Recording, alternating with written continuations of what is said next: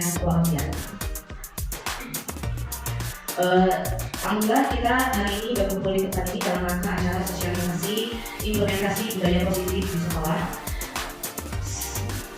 Selanjutnya izinkan kami selaku pengelola acara mengucapkan selamat datang dan kami ucapkan terima kasih atas kehadiran Bapak dan Ibu. Hari ini yang kami hormati, perkenalkan kami selaku pengelola acara untuk menyampaikan susunan acara pembukaan sosialisasi implementasi budaya positif di sekolah. Adapun susunan acaranya yaitu yang pertama pembukaan, kedua mendengarkan lagu Indonesia Raya, ketiga pembacaan doa, keempat sambutan dari Bapak Kepala Sekolah SDN Pasir Tadi, kelima materi sosialisasi implementasi budaya positif di sekolah, dan yang terakhir penutup. Acara akan diawali dengan mendengarkan lagu wajib Indonesia Raya. Hadirin dimohon berdiri.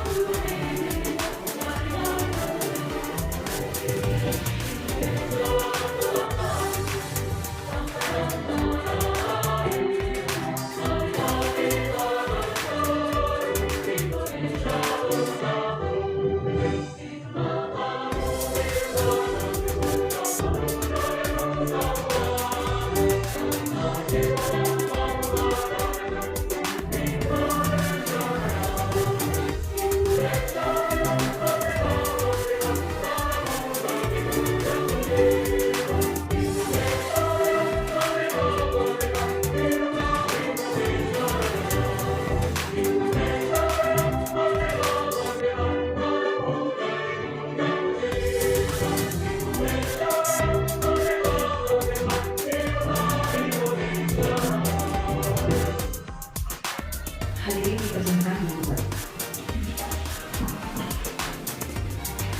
Acara selanjutnya yaitu pembacaan doa pada Bapak Bapak Bapak Tadi dipersilakan.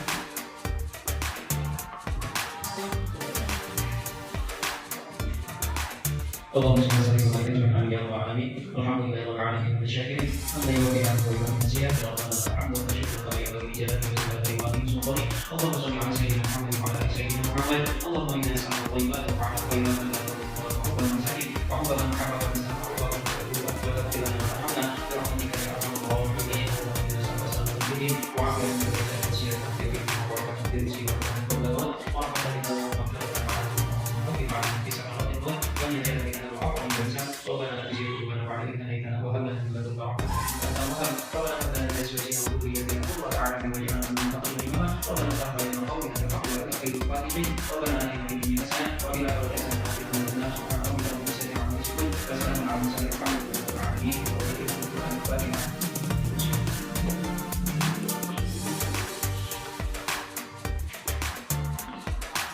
Terima kasih kepada Bapak Devi yang telah membacakan doa. Acara selanjutnya yaitu sambutan dari Bapak Kepala SDN Pasir Tadi. Kepada beliau kami silakan.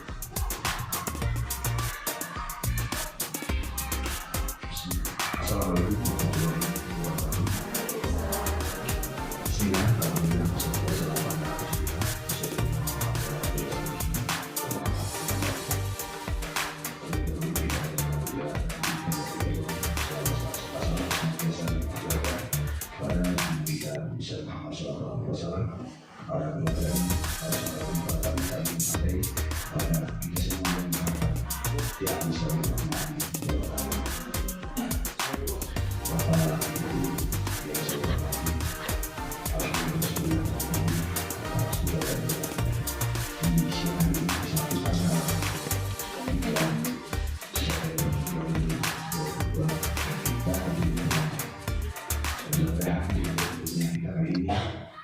Allah SWT yang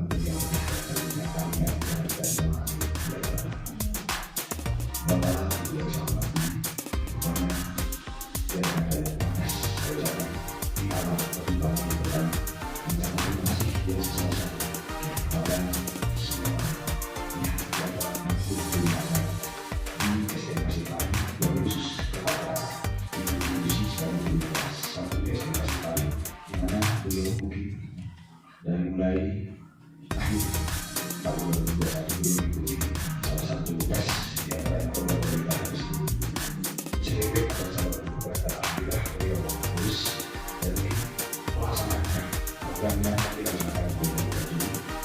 hari ini laksanakan apapun yang dilakukan kepada beliau, program yang harus dilaksanakan.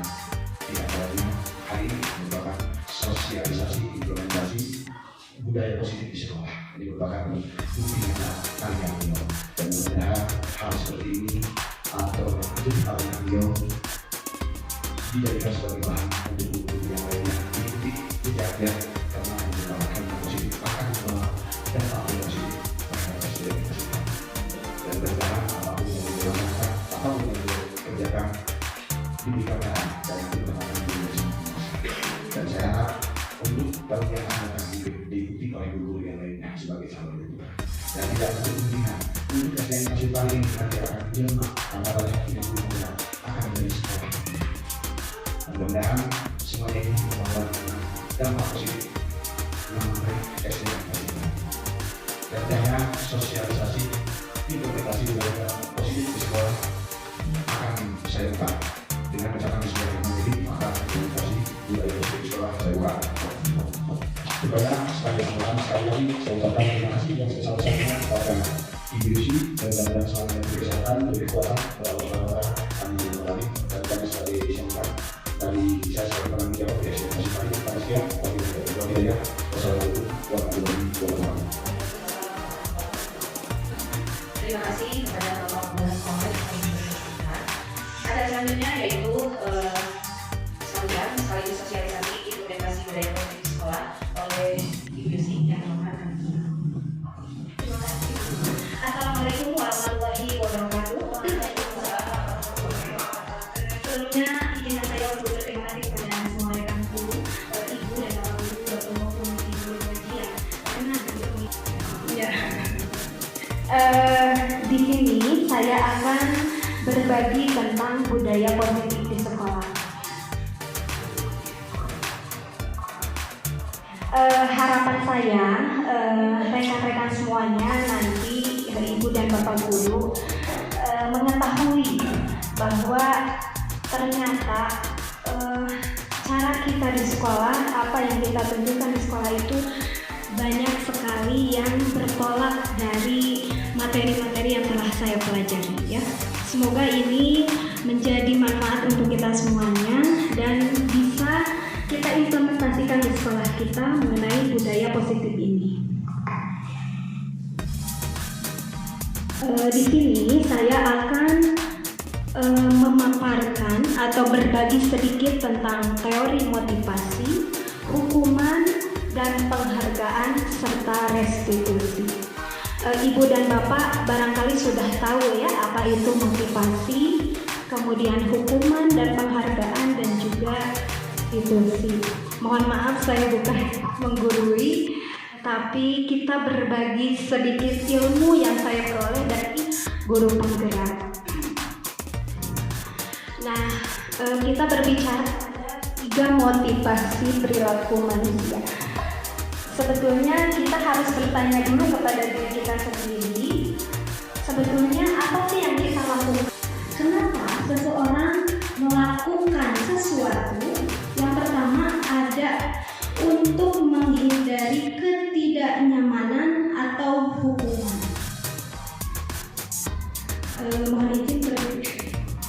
Yang kedua, untuk mendapatkan imbalan atau penghargaan dari orang lain. Dan yang terakhir, ada untuk menjadi orang yang mereka inginkan dan menghargai diri sendiri dengan nilai-nilai yang mereka percaya. Ibu dan Bapak, di sini ada untuk menghindari ketidaknyamanan. Nah, ini merupakan motivasi terendah dari seseorang ketika ingin melakukan sesuatu. Kenapa terendah? Karena ini bisa saja bukan motivasi yang berasal dari dalam diri. Ini bisa saja jadi motivasi yang dipengaruhi dari luar. Karena apa? Karena dia melakukan sesuatu karena merasa tidak nyaman atau ingin tidak mendapatkan hukuman misalkan ya. Nah, maju lagi untuk mendapatkan imbalan. Kalau motivasi yang ini sedikit di atas motivasi yang tadi. Ini ada ada unsur dari diri kita, mungkin karena kita ingin mempunyai imbalan atau penghargaan, maka kita tergerak untuk melakukan sesuatu. Gitu ya. Dan yang paling bagus adalah ketika kita termotivasi untuk melakukan sesuatu, nah ini menjadi orang yang mereka inginkan dan menghargai diri sendiri. Jadi kita melakukan sesuatu itu harus berdasarkan motivasi dari dalam diri.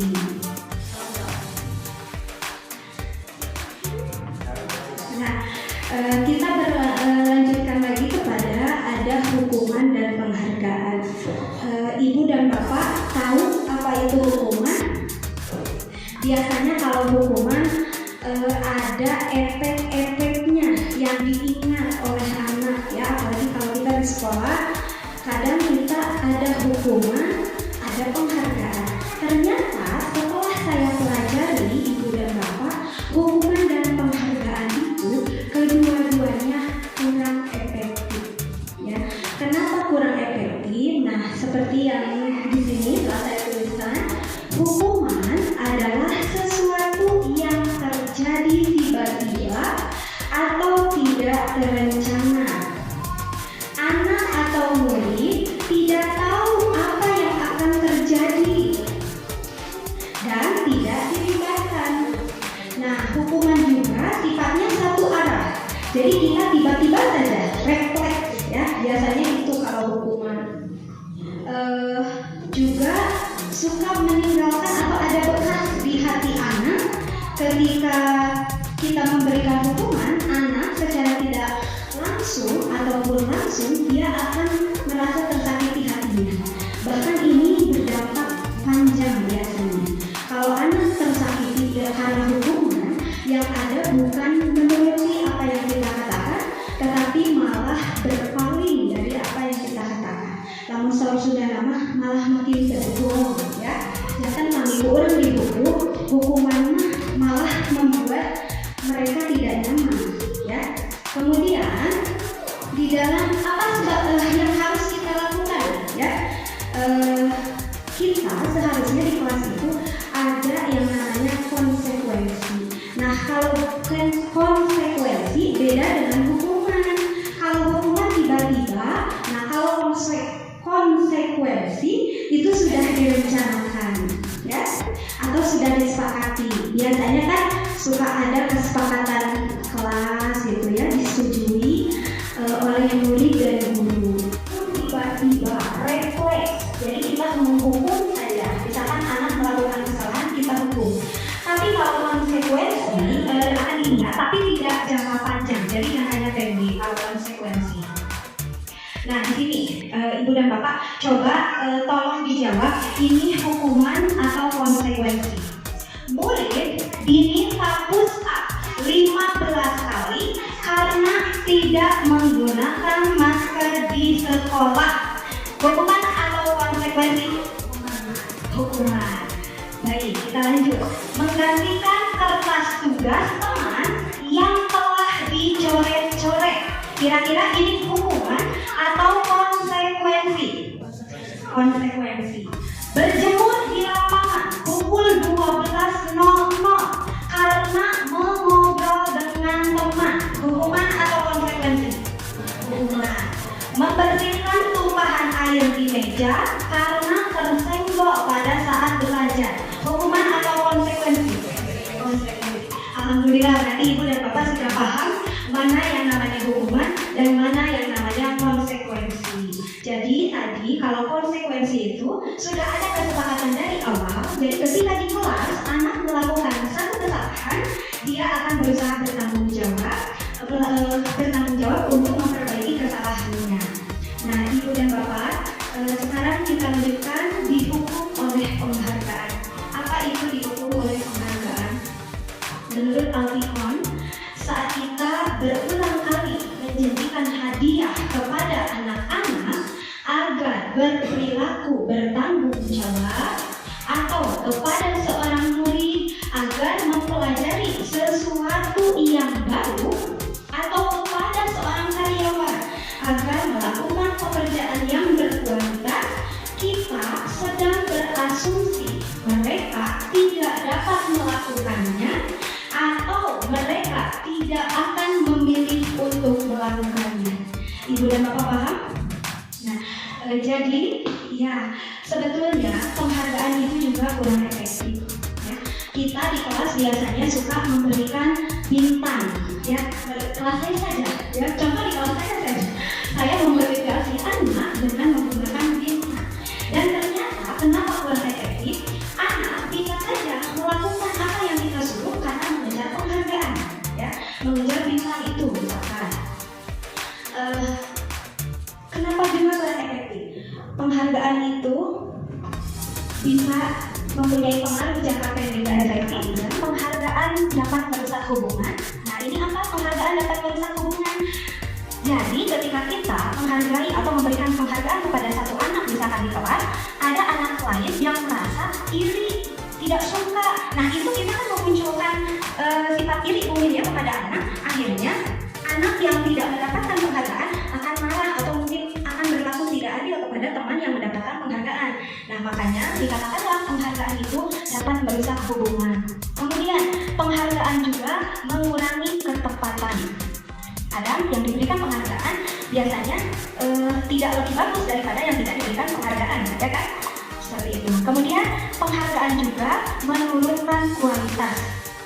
Nah, di sini juga penghargaan dapat mematikan kreativitas. Maksudnya, ketika sebetulnya dalam diri seseorang itu sudah ada penghargaan dalam diri mereka.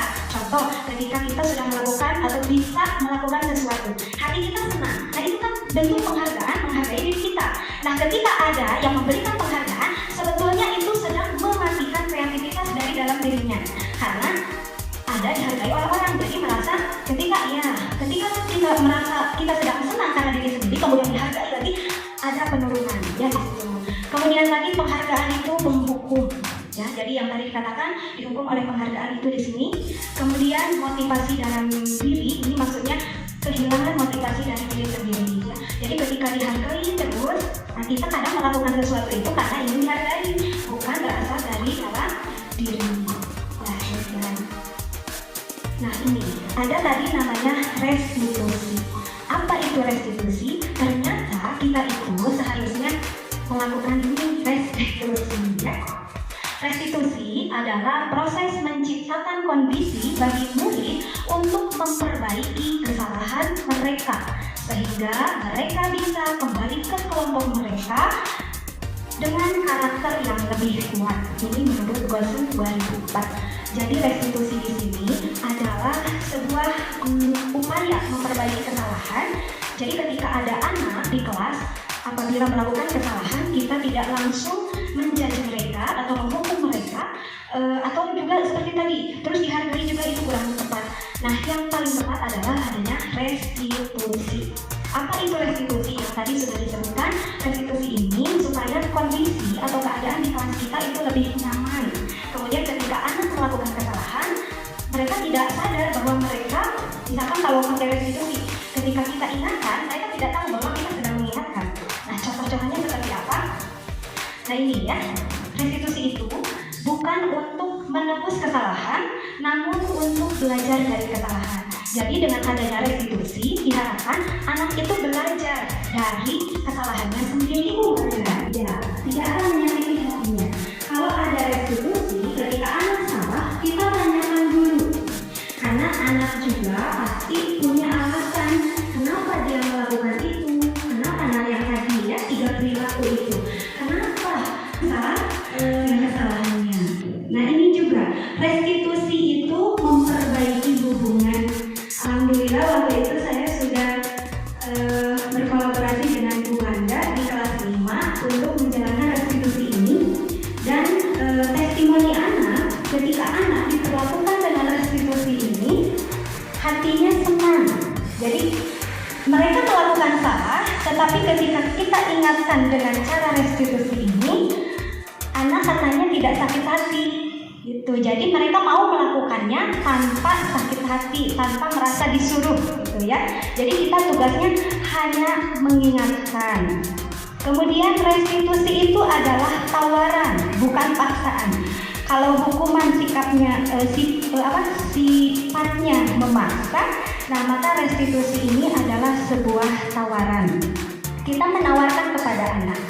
Contoh sekarang di kelas 1 saja lumayan ya, karena banyak anak laki-laki luar biasa. Tetapi saya selalu mengatakan, boleh tidak kita duduk misalkan, boleh tidak kita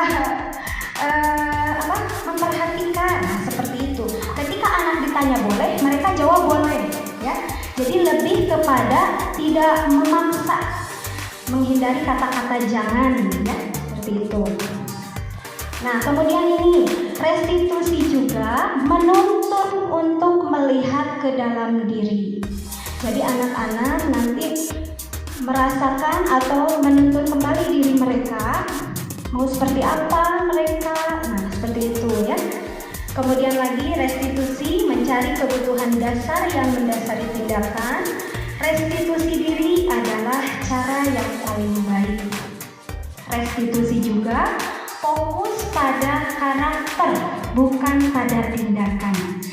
Jadi karena sekarang kita sudah merdeka mengajar, jadi yang difokuskan itu adalah karakter. Setiap anak itu unik dan berbeda, maka sekarang bukan zamannya lagi kita memaksa anak.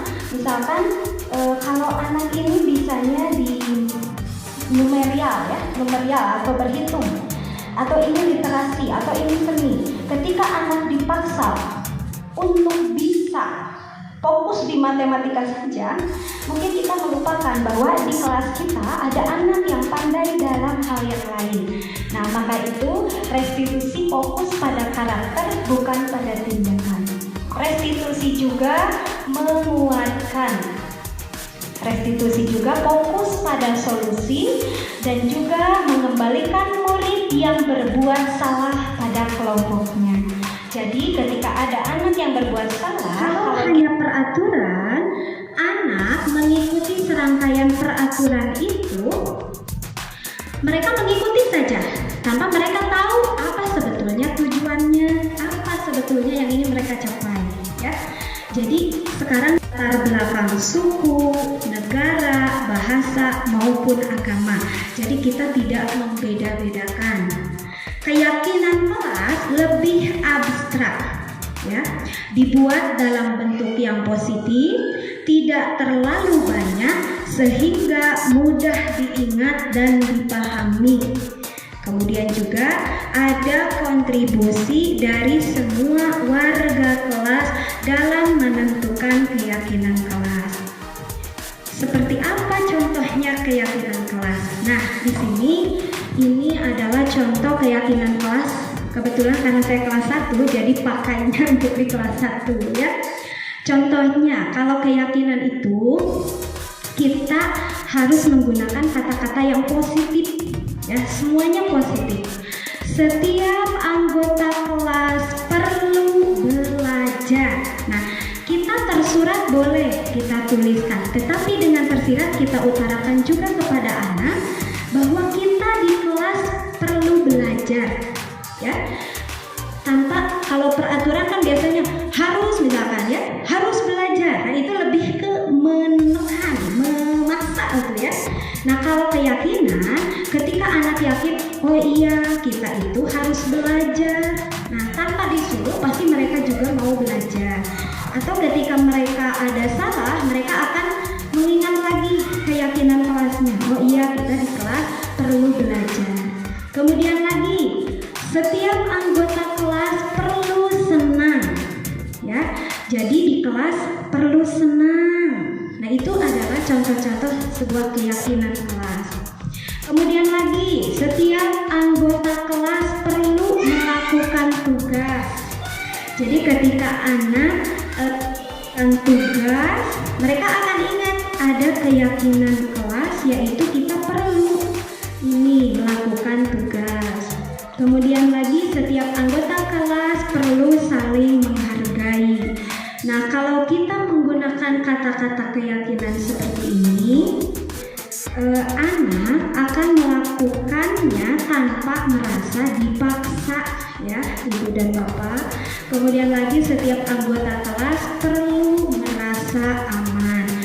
Ini sudah kalau kita jabarkan di kelas, ketika ada keyakinan seperti ini, anak di kelas perlu merasa aman.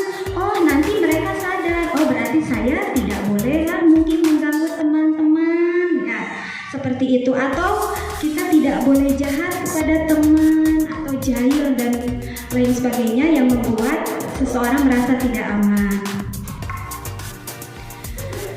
Nah, kenapa kita perlu melaksanakan hal-hal yang tadi? Kemudian ada keyakinan kelas. Pada dasarnya kita manusia itu punya 5 kebutuhan, ya.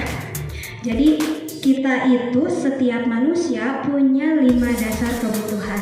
Yang pertama, kebutuhan bertahan hidup. Kemudian kasih sayang dan rasa diterima. Kemudian lagi ada kebutuhan penguasaan atau kebutuhan pengakuan atas kemampuan. Kemudian lagi kebebasan atau kebutuhan akan pilihan.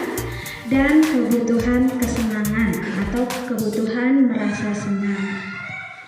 Nah, 5 kebutuhan dasar ini adalah yang mendasari kita kenapa kita harus merubah atau kita ubah sekarang mindset kita di kelas. Berarti yang tadinya kita hukuman, kita rubahlah ke konsekuensi, berarti ya seperti itu.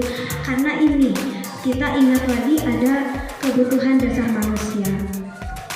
Barangkali ketika ada anak di kelas kita yang terlihat sangat-sangat luar biasa, ya luar biasa. Nah mungkin kita lihat lagi ke sini, ada kebutuhan kasih sayang dan rasa diterima. Bisa saja anak yang di kelasnya luar biasa aktif dan benar-benar kadang mengganggu teman. Nah mungkin ini dia itu sedang butuh kasih sayang dan ingin diterima biasanya, ya. Jadi kita tidak langsung menjudge atau menghukum mereka dengan pola pikir kita. Nah ini kita sebagai guru, ibu dan bapak, kita sudah ada di mana coba?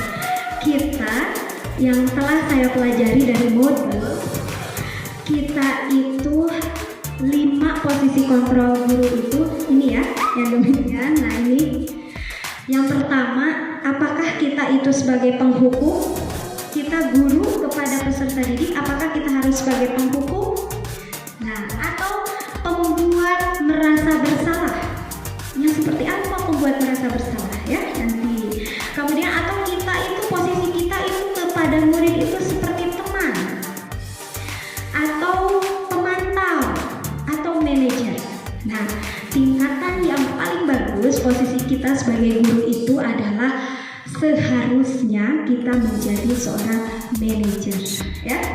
Nah, di sini baik ibu dan bapak yang menghukum, ya. Contohnya, misalkan yang tadi sudah dipaparkan ya di awal, tadi ada hukuman, ada konsekuensi. Nah, yang penghukum, kalau guru sebagai penghukum biasanya refleks, nadanya juga keras, tinggi, ya mohon maaf, tinggi, mata melotot. Nah, itu sudah sebagai posisi guru sebagai penghukum. Ibu dan bapak bisa saja ketika kita melototkan mata, anak yang sensitif akan langsung menciut, ya. Jadi bukannya ingin melakukan, malah tidak mau melakukan. Jadi itu kalau sebagai posisi kita sebagai penghukum, mata melotot, kemudian nadanya tinggi, ya. Nah itu adalah kurang tepat kalau kita sebagai guru hanya memposisikan diri sebagai penghukum. Nanti anak pun bisa saja jauh pada kita atau mungkin akan ada sifat dendam dalam hatinya. Jadi mengingatnya sampai dia lumayan. Kalau kita memposisikan diri sebagai penghukum, diingatnya dalam jangka yang panjang, ya tadi sudah disebutkan. Kemudian ini ada, kita juga kadang ya suka lupa mungkin. Padahal berarti kita sedang ada di posisi ini, pembuat merasa bersalah. Coba, ibu jadi bla bla bla. Si anak tidak kita katakan apa-apa, tetapi ketika kita memuas, atau lagi misalkan, aduh kamu bagaimana ya nak, ibu jadi dihukum nih sama bapak KL, bla bla bla, banyak. Itu anak secara tidak langsung akan masuk ke dalam hatinya, merasa bersalah, gitu kan? Nah, kita tidak boleh ada di posisi merasa bersalah atau memposisikan diri kita sebagai pembuat rasa bersalah, ya, kepada anak. Kemudian ini ada lagi nah, posisi ini cukup bagus karena kita memposisikan diri sebagai teman kepada siswa. Tetapi ini juga kalau terus berkelanjutan kurang efektif. Maksudnya nanti anak bisa saja terus bergantung pada kita. Jadi ketika kita tidak ada, tidak mau misalkan, atau dia mau karena kita memposisikan diri sebagai teman, anak itu bisa saja menuruti apa yang kita katakan, tidak menuruti ibu guru yang lain misalkan, ya. Jadi ini juga bagus, tetapi tidak boleh terlalu sering karena ini juga bisa membuat anak merasa bergantung, ya, adanya ketergantungan. Nah, ini sebagai pemantau, kalau sebagai pemantau berarti kita melihat anak, ya, bagaimana mereka bersikap, bagaimana mereka berperilaku, atau intinya pemantau itu mengawasi lah kita, ya. Jadi kita mengawasi, kita juga bertanggung jawab mungkin atas perilaku mereka yang kita awasi. Nah, demikian. Jadi kalau pemantau itu lebih ke kita mengawasi saja, mengawasi mereka, karena di sekolah kan kita ya harus bisa memposisikan sebagai pemantau juga. Jadi ada apa-apa kita awasi.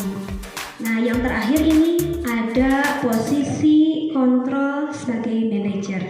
Dan ternyata ibu dan bapak, setelah saya mempelajari modul ini, sebetulnya kita harus memposisikan diri itu pada posisi yang ini, manajer. Ibu dan bapak tahu mungkin ya, manajer biasanya kan kalau artis ada manajernya, nah seperti itu. Nah, posisi manajer ini juga ternyata kenapa bagus, ya? Ini karena bisa membuat, atau kita dengan posisi manajer ini kita akan mempersilahkan murid mempertanggungjawabkan perilakunya, ya. Jadi posisi manajer ini nanti kita akan tanyakan apa keyakinan kelas. Biasanya dalam posisi manajer nanti ada masuk ke restitusi tadi, ya.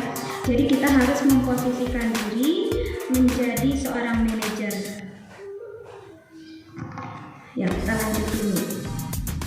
Nah, ini segitiga restitusi.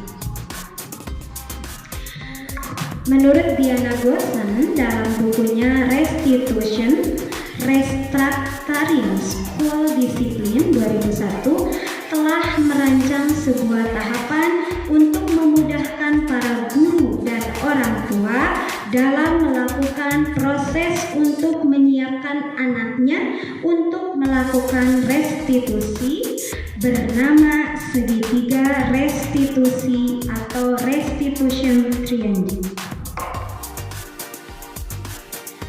Nah, kenapa ada restitusi? Yang pertama, untuk menstabilkan identitas. Yang tadi, kalau kita berperan sebagai manajer, di dalamnya kita terapkan segitiga restitusi. Ya, kalau sebagai manajer, kalau kita memposisikan diri kita sebagai manajer, jadi ketika anak melakukan satu kesalahan, kita akan menstabilkan dulu identitasnya. Ya, menstabilkan identitas itu seperti apa? Contohnya, Bu Ica misalkan di kelasnya ada yang wah luar biasa. Nah, kita tanya dulu si anak itu, kita stabilkan identitasnya. Contoh, ibu bilang, oh iya nak, kamu melakukan salah apa? Tidak apa-apa, ibu juga pernah melakukan salah itu, nah nanti anak akan terpancing ketika kita ajak ngobrol. Setelah itu kita validasi, ya, validasi tindakan yang salahnya. Jadi ketika anak melakukan salah, pasti ada alasannya. Nah, kita tanya, "Nak, kamu melakukan salah ini kenapa? Apa alasannya?" Kan bisa saja anak membuang sampah sembarangan misalkan. Kenapa dia tidak mau membuang sampah langsung ke tempat sampah, padahal sudah ada keyakinan kelas misalkan bahwa sampah harus dibuang ke tempat sampah misalkan. Nah, kita tanya keyakinannya, yang ini menanyakan keyakinan. Jadi kalau dia sudah ditanyakan keyakinan, dia akan melakukan atau memperbaiki kesalahannya itu dengan senang tanpa merasa terpaksa. Ya, ini jadi segitiga restitusi. Yang pertama, menstabilkan identitas atau stabilis identity, kemudian validasi tindakan yang salah atau validate the misbehavior, kemudian menanyakan keyakinan seek the life, ya. Masih ada waktu 15 menit. Jika ada yang ingin ditanyakan atau ada yang kurang dimengerti, boleh Ibu dan Bapak silakan kita kolaborasi saja, kita sharing. Kebetulan ini ada di modul saya, di modul 1.4. Nah, tadi pembiasaan budaya positif. Nah, ini kenapa kita ada restitusi dan lain sebagainya, ini adalah sebagai bentuk daripada budaya-budaya positif. Jadi kalau kita bisa berbudaya positif di kelas, maka insya Allah mungkin anak-anak kita juga akan jadi anak-anak yang berperilaku positif. Jadi jangan sesekali kita langsung memposisikan diri menjadi penghukum, walaupun ya mungkin kita tanpa sadar mungkin pernah melakukan atau memposisikan diri kita menjadi seorang penghukum. Tetapi setelah kita tahu bahwa ternyata menghukum itu dampaknya luar biasa, bisa saja menimbulkan rasa dendam juga kepada kita. Yang ada anak nanti bukan hanya membangkang, ya, bahkan mungkin dia tidak mau lagi mengikuti apa yang kita katakan. Nah, jadi semoga kita bisa menjadi guru yang memposisikan diri sebagai manajer. Jadi kalau manajer itu yang tadi, jadi ketika di kelas anak melakukan satu kesalahan, kita budaya positifnya ya kita tanya dulu. Nah, itu baik ya, berarti kita bertanya kepada anak apa yang dilakukan, kenapa melakukan kesalahan itu, kita tanyakan dulu alasannya apa. Bisa saja kalau anak yang buang sampah sembarangan, misalkan di tempat duduknya, kita tanya kenapa membuang sampahnya di sini, anak akan ada menjawab karena malas ke tempat sampah, Bu, atau Bu tempat sampahnya, atau Bu malas ke depan atau apa. Nah, itu kan biasanya seperti itu. Jadi kalau kita sudah tahu alasannya, oh iya, ternyata sesuatu itu yang dilakukan oleh anak tentu ada alasannya. Jadi kita tidak usah atau tidak boleh langsung menjudge anak dengan pola pikir kita, gitu ya. Jadi tadi juga yang dikatakan tadi di kelas itu apa yang seperti ya, yang ilmu yang saya dapat dari modul-modul guru penggerak, anak itu kan berbeda, unik. Kemudian juga sekarang anak hidup di zamannya, ya. Jadi kita harus benar-benar melihat kodrat anak itu, harus benar-benar melihat juga dengan zamannya. Jadi mungkin kalau sekarang zamannya sudah zaman seperti ini, kalau kemarin dari ilmu yang kita dapat ketika diseminasi sudah sekarang generasi alpha, ya. Nah, di generasi alpha, jadi mungkin anak tidak bisa kita paksa begitu saja untuk melakukan sesuatu. Jadi harus selalu ada komunikasi, berarti ya. Jadi tidak bisa langsung, kalau dulu mungkin hukuman sering kita terapkan. Nah, cobalah sekarang kita memposisikan diri kita sebagai manajer atau sebagai pemantau juga dengan melihat atau menerapkan segitiga restitusi yang tadi. Jadi ketika ada apa-apa kita validasi dulu, kita tanyakan dulu identitas mereka, maksudnya ada penguatan dulu identitasnya supaya mereka tidak langsung merasa dia dihukumnya gitu ya, tidak.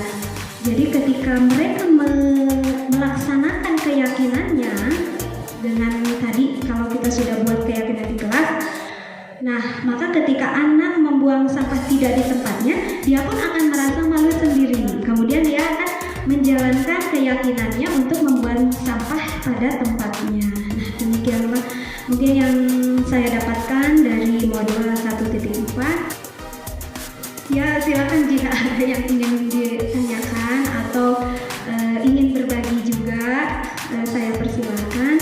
Mohon maaf atas segala kekurangan. Wabillahi taufiq wal hidayah. Wassalamualaikum warahmatullahi wabarakatuh.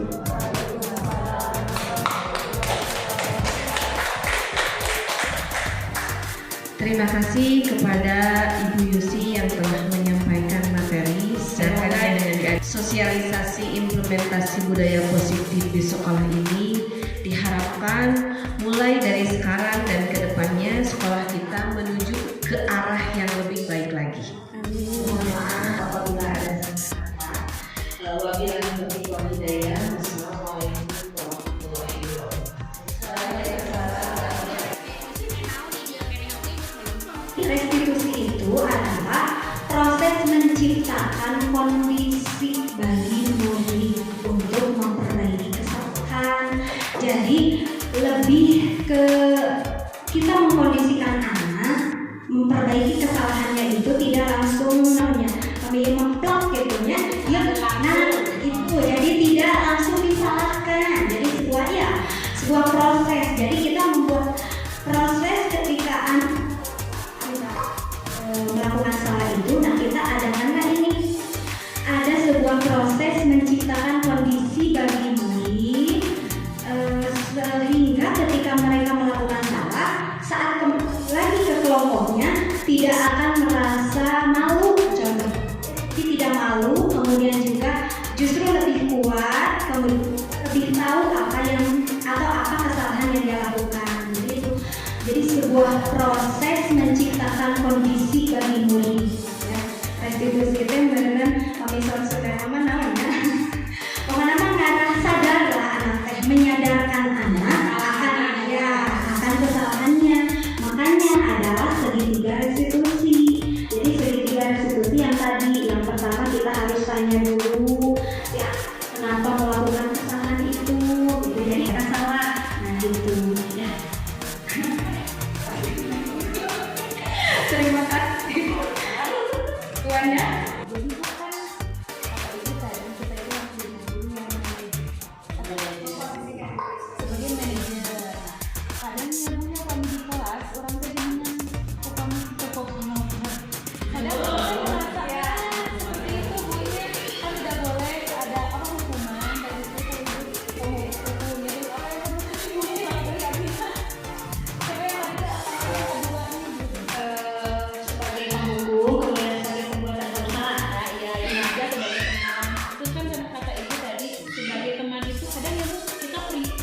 diperlukan kita sebagai teman, tapi kadang anak suka menunjang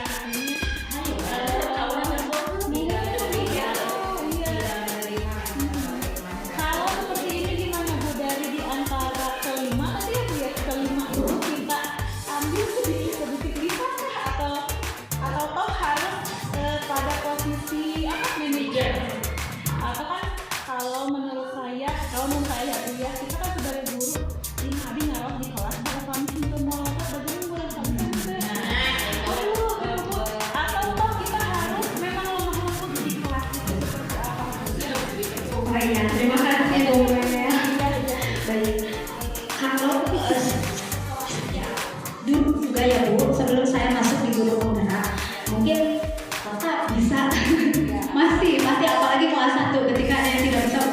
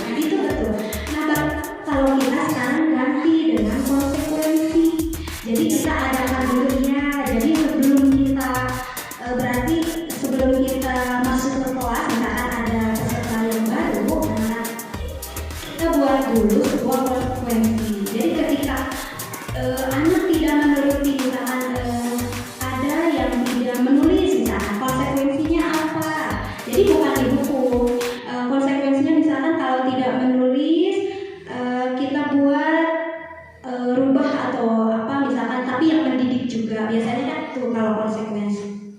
Kalau ditanya tentang kita bisa memakai semuanya, setelah saya mempelajari modul ini, memang Bu, menghukum itu kurang tepat. Iya.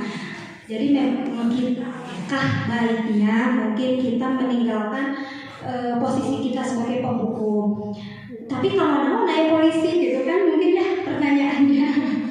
Nah, di sini ya Bu, kalau mungkin posisi kita menghukumnya yang mendidik, berarti istilahnya konsekuensi seperti itu. Mungkin kalau sekarang ada konsekuensi. Kalau anak tidak, misalkan di kelas dia mencoret-coret seperti yang tadi saya contohkan, mencoret-coret buku teman, konsekuensinya apa? Misalkan mengganti buku temannya dengan kertas yang baru, kan itu konsekuensi. Jadi anak tidak akan merasa dihukum karena sudah ada kesepakatan dari awal. Kalau menghukum kan biasanya refleksnya Bu, nyeselan. Nah itu ternyata harus kita hindari. Tuh, ya.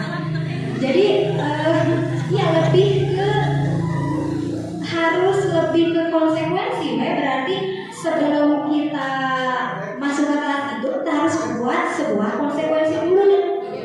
Jadi ketika anak melakukan salah, mungkin kalau kita sudah bikin konsekuensi, saat kita mengingatkan pun anak, oh iya ini konsekuensinya, kalau saya tidak ini ya diingatkan gitu. Sulit ya Bu, pada kenyataannya ini luar biasa ya, banyak tantangan kalau di lapangan, beda dengan teori. Ya, tetapi kita memang harus belajar memposisikan diri sebagai manajer. Yang pertama, kalau kita memposisikan diri sebagai manajer, di kelas pun akan terasa nyaman. Maksudnya berarti anak ketika dia melakukan salah, dia pun tidak akan merasa dihukum gitu. Jadi ketika dia salah, dia akan menyadari kesalahannya sendiri gitu. Bagaimana? Terima kasih. Ya, atas segala kekurangan, itulah pembelajaran yang saya dapatkan dari pendidikan di Guru Penggerak. Mari Ibu dan Bapak juga yang semangat untuk mengikuti pendidikan. Ternyata saya pun banyak sekali belajar dari Guru Penggerak. Saya sudah berada di dunia keguruan, berarti ya berkecimpung di sini kurang lebih 17 tahun, tetapi ternyata harus seperti ini. Seharusnya seperti ini. Apalagi sekarang anak-anak yang tadi ya, generasi Alpha ya sama generasi Z itu luar biasa. Nah, mungkin itulah kenapa filosofi KHD kita harus mendidik anak sesuai kodrat anak dan kodrat zaman itulah. Jadi karena anak itu unik dan berbeda, maka kita pun seharusnya tidak memperlakukan mereka sama, tetapi karena dengan dan budaya positif di sekolah ini, kita pun akan menjadikan anak-anak kita berperilaku positif. Terima kasih. Wassalamualaikum warahmatullahi wabarakatuh.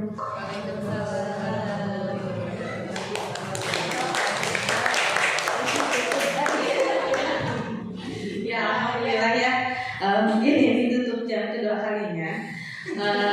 Untuk acara hari ini telah selesai. Kita ucapkan dengan bacaan hamdalah. Alhamdulillah.